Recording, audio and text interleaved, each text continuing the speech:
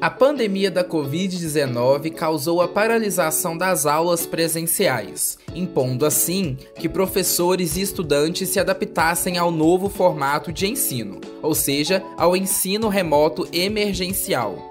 A partir desse momento, uma nova realidade surgiu em relação à educação, conforme segue retratado por este vídeo, visto que a pesquisa em questão evidencia as vozes dos docentes do IFTM, mediante entrevista semi-estruturada a partir de 6 perguntas principais, as quais discorrem sobre o processo de ensino-aprendizagem durante a pandemia da Covid-19 e quais desafios e dificuldades foram enfrentadas pelos docentes e discentes, além de questões de cunho social, econômico, político, tecnológico e sem passar ao largo das questões relacionadas ao adoecimento psíquico nesse processo.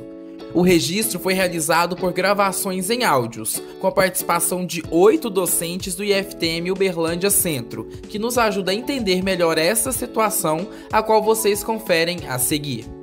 Qual a sua percepção sobre os efeitos da pandemia de Covid-19 nos processos de ensino e aprendizagem no IFTM Campus Uberlândia Centro? Então, assim, em termos de gestão local, a gente teve bastante suporte.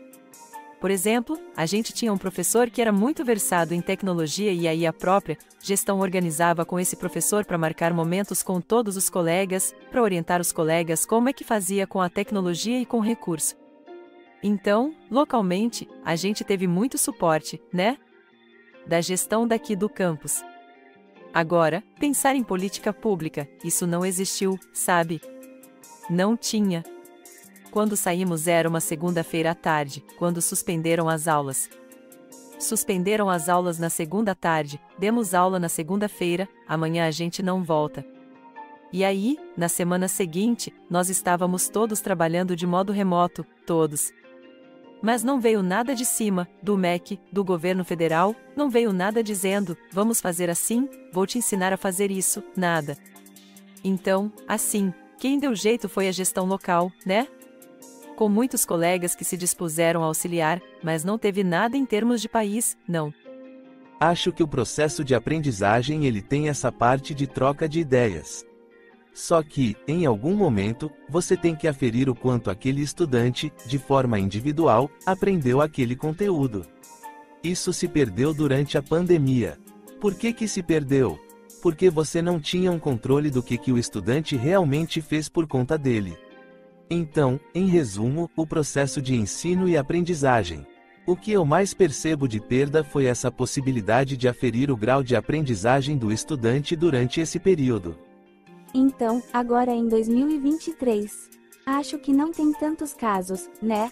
Mas, principalmente em novembro de 2021, que foi quando a gente voltou, foi o primeiro momento ali de retorno presencial, que ainda ficou num processo. Parte dos alunos presenciais, outra parte online, mas 2022, o ano inteiro, por uma série de casos de alunos diagnosticados com síndrome do pânico, outros sem diagnósticos, mas que relatavam crises de ansiedade e sintomas de depressão. Então, assim, houve de fato, um aumento expressivo na quantidade de casos em 2022. Em 2023, esses casos ainda estão, né? Permanecem, mas parece que, institucionalmente, a gente consegue lidar melhor. Entendo que as famílias também acolheram melhor essa situação. A gente teve alunos aqui no campus. A gente tem uma variedade de alunos aqui, né? Tem os que têm condição e aqueles que não têm condição. Alguns eram, de zona rural, que não tinham acesso algum à internet, tecnologia, essas coisas. Então tinham que fazer algumas coisas aqui no campus, eles vinham pro campus. Só que foram poucos, não foram uma quantidade razoável não. Foram poucos que tiveram essas características.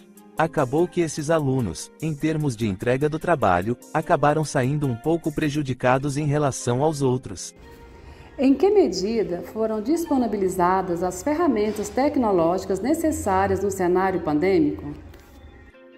Bem, essa disponibilidade, ela não foi uma disponibilização feita pelo governo. Como eu disse, institucionalmente, a gestão trouxe possibilidades de uso de ferramentas gratuitas. Então nós usamos 2 espaços de ambiente virtual de aprendizagem, assim, pode-se entender, né? Então, o que nós percebemos? Durante a pandemia, não houve uma organização de uma estrutura gestacional em âmbito federal que trouxesse essa disponibilidade de ferramentas. O que nós fizemos, enquanto um grupo de professores, foi buscar ferramentas que estavam disponíveis de forma gratuita na internet. Essas ferramentas, por terem sido muito utilizadas, não só em frequência, mas também em quantidade, em 2022, a consequência direta foi de suprimir, fomos cortados. Então, aqueles recursos na parte gratuita, eles foram cortados, seja no Google Meet, seja no Google Classroom, que é a parte do Drive, a gente perdeu espaço no Google Drive institucional. Na sua opinião, houve diferenças, particularidades entre a prática do ensino remoto emergencial e o ensino à distância EAD? Assim, a gente foi se planejando e se organizando aos poucos, né? Mas era uma coisa que eu tinha que estar todo dia online com os alunos. Eu tinha que dar aula, o EAD não. O EAD você organiza o material, deixa lá e tem alguns momentos que você vai tirar dúvida, né? E o ensino remoto não, você vai dar aula de forma remota. A partir da experiência da docência durante a pandemia, você vislumbra alguma contribuição do ensino remoto emergencial para os processos de ensino e aprendizagem no pós-pandemia, ou seja, retornando à modalidade presencial? Eu acho que algumas coisas ficaram, né? Então, a plataforma de conteúdo já é geral, praticamente todo mundo usa. Acho que a gente expandiu mais o horizonte em relação às metodologias que podem ser usadas. Então, o que a gente classifica como metodologias ativas? Esse cenário se apresentou para os professores e muitos continuam adotando metodologias ativas no ensino presencial. E, de certa forma, alguns professores que eram avessos às tecnologias, agora já conseguem aceitá-las de maneira mais harmônica. O ensino remoto teve contribuição?